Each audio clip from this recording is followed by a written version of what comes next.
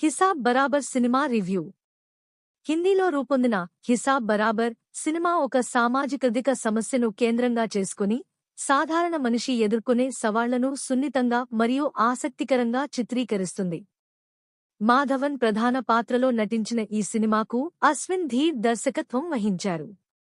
శరద్ పటేల్ మరియు శ్రేయన్షి పటేల్ నిర్మించిన ఈ చిత్రం నవంబర్ 2022-26న థియేటర్లలో విడుదలై ఇప్పుడు జీ5 ఓటీటీ ప్లాట్ఫారం ద్వారా స్ట్రీమింగ్ అవుతోంది.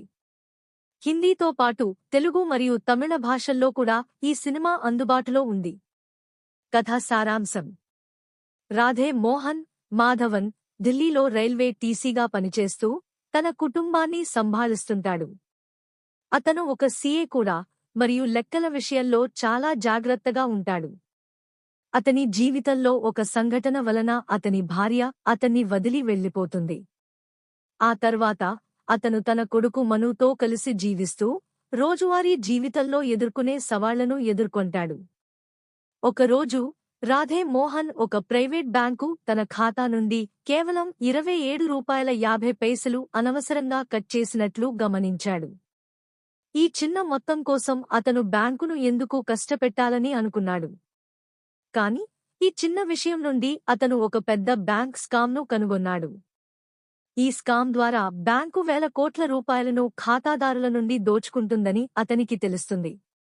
ఈ విషయాన్ని బయటపెట్టడానికి అతను ప్రయత్నించినప్పుడు బ్యాంకు చైర్మన్ మెహతా, నీల్ నితిన్ ముఖేష్ అతనికి వ్యతిరేకంగా రంగంలోకి దిగుతాడు. రాధే మోహన్ ఈ పెద్ద స్కామ్ను ఎలా బయటపెడతాడు? అతని జీవితంలో ఏం మార్పులు వస్తాయి అనేదే మిగతా కథ. విశ్లేషణ: హిసాబ్ బరాబర్ సినిమా ఒక సామాజిక సందేశాన్ని మనకు అందిస్తుంది. ప్రతిరోజూ మన ఖాతాల నుండి చిన్న చిన్న మొత్తాలు కట్ అవుతూ ఉంటాయి, కానీ మనం దానిని గుర్తించము లేదా పట్టించుకోము. ఈ చిన్న విషయం నుండి ఎలా ఒక పెద్ద స్కామ్ బయటపడుతుందో ఈ సినిమా చూపిస్తుంది. ఇది సామాన్య మనిషి జీవితంలో ఎదుర్కొనే సవాళ్లను మరియు అవినీతి అధికారుల వ్యవస్థను విమర్శిస్తుంది.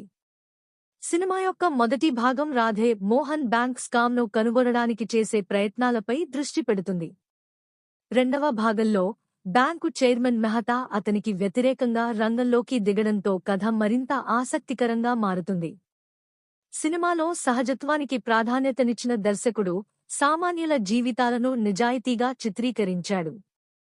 సినిమాలో ఫ్యామిలీ ఎమోషన్స్, సామాజిక సమస్యలు మరియు ఆర్థిక అవినీతి అనే అంశాలు బాగా కలిపి ఉన్నాయి.